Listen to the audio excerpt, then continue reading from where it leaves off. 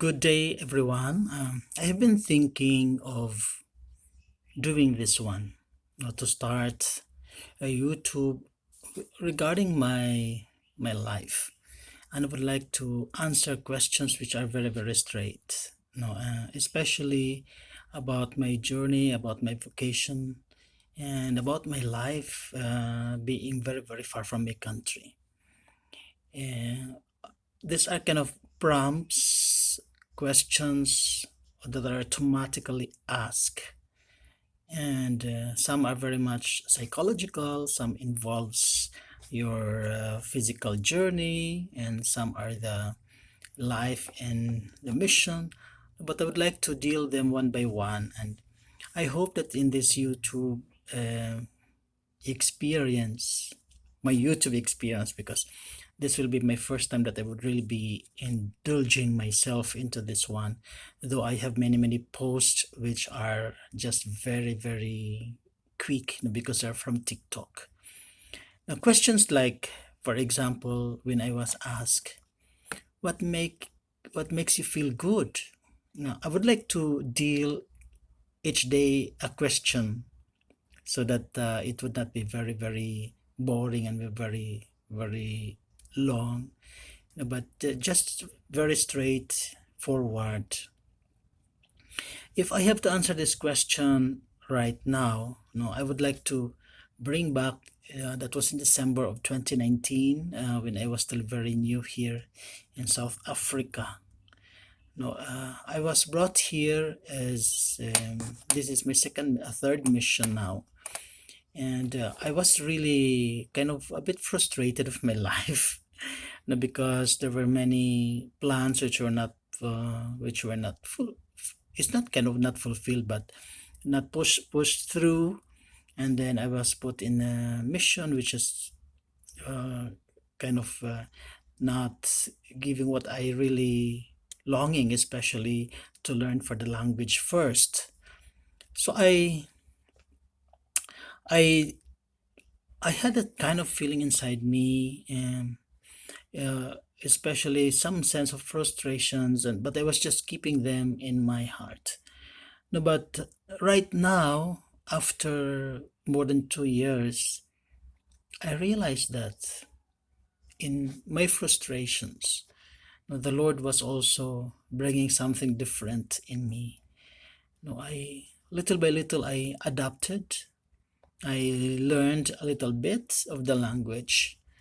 No, but also I was engaging. Yeah, I was already engaging. So what makes me really feel good right now is that I have calmness now. There is serenity in my heart, and then also the peace of mind. So I have this sense of serenity because I gained back my energy, my momentum. When you are uprooted and then you are replanted and then uprooted again and replanted. No, but now I gained back my energy and my momentum. I lost hope there during those times. No, I even asked that I would rather go back to my country, to the Philippines, or go back to Zambia, where I felt very much supported and warmly welcomed by people. Here is completely different. But where I am staying right now, I gained a few knowledge of the province, of the people, also the culture, and etc. In fact, my heart is very grateful, for what had happened to me, after those months and of being here. I guess I need to exercise more patience and allow the Lord to do His part. I was carried more of my worries, of my frustrations, and I did not allow the Lord to work in me. I think that was my mistake.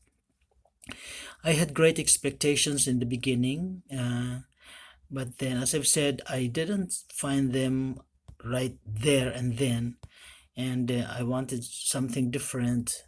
No, but as I've said, the Lord has His own time. Should I put it like this? So now I am having peace of mind and also a happy heart. The community is very welcoming now. The people are very welcoming. Some are poor, but they are so very generous, and they are thinking a lot of us. Another source of feeling good, shall we say, feeling good, really. It was last year of January. No, the gospel gave me a new inspiration at that time. I see it very much inspiring because I see that though the gospel was very short, no, it was really loaded with meaning. No, it started about the story of the 5,000, feeding of the 5,000. Now, as you know that one, the story very much, I will not go into detail about the story. No, but there was this Jesus communing himself, no, communing with the Father. After that, uh, after that story of the 5,000, no, Jesus was looking for a place for himself, no, to commune with the Father. But while he was praying, he was thinking about what was happening outside. I suppose so. So this kind of thinking of the Lord, he was thinking of his disciples who are with him on that journey. So Jesus in his prayer is still very much thinking of us. I suppose so. It also the same way, when we pray, we think of other people. We pray for the sick. We pray for the dying in the hospitals. We pray for those victims of calamities. Now, our prayer should compel us to think of others, to feel their pain and their agony. So when we pray, we have a genuine concern for others. And I think this is where I feel very much good at the moment. No, because I think that now I have more time for myself. No, I have more time for my personal prayer. And here the disciples of Jesus were experienced sailors, no, but with strong wind and storm, no, the waves almost breaking the boat, experiencing seems of no use for them, because they were overpowered by fear, no.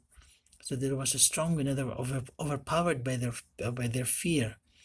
And we all face storms in life. We have problems, we have crises, even us, no, we have crises. We have unforeseen problems or illnesses or attacks or maybe bullies. And sometimes we get confused and ask ourselves, is this place really for me? And I was the same thing at the time. Is this place really for me? I was not at home at that time. I was really, it's not just afraid, but I was really very confused. And I even wanted to go home. But we have to think also that Christ shared fully in our struggles. I think that is one that is giving me that kind of peace. That Christ was with me in my struggle at that time. Now, sometimes we are tested with storms, and it is because we need to be strong. Now, when we are fully tested, we become stronger. And we have to think always that Christ is our boat and that He is always there as our captain. Very inspiring line. Christ is our boat, but at the same time, He is there as our captain. Another experience also that made me feel it's not just good but serene and calm as I was facing the mission. It was in November also last year.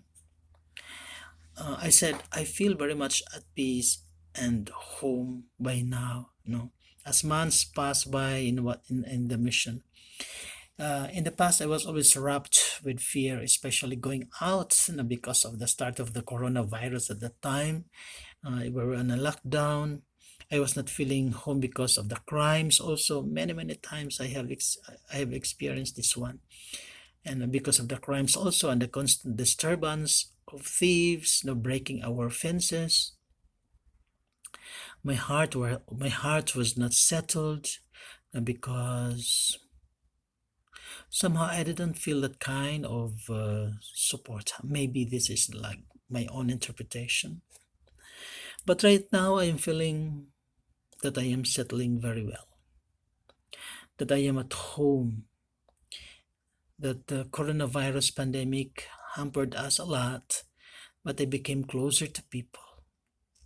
No, we were in quarantine at the time, but the more I felt I was very, very close to people. I feel much more of the support of the people. I feel very close to my family. Now I've been kind of checking them every now and then if they're okay, if they're safe, like this one. And that is really one thing that I am very grateful to the Lord, because I always live with my motto, to bloom where you are planted. Bloom where you are planted. As I've said, it's very difficult when you are uprooted and replanted in a strange area, in a strange country. Then you are uprooted again and replanted again. It's painful. The roots are disturbed. It is painful when you are breaking. No, but when you are replanted, you also have your own responsibility to bloom, to find ways to grow, to find for water. And I think this motto is giving me so much inspiration. No, for 26 years now, I always carry this motto with me. Every single day, I always spare a line to tell myself, bloom where you are planted. It is very important for us to look on the positive side and to see that wherever you are, you just have to bloom, to bear fruit. Corona is destroying the world. Corona is destroying my mission somehow. Corona is changing our lifestyle. No, as you know that we are facing the new normal. But as I face all these changes, I realized that God is really greater than Corona.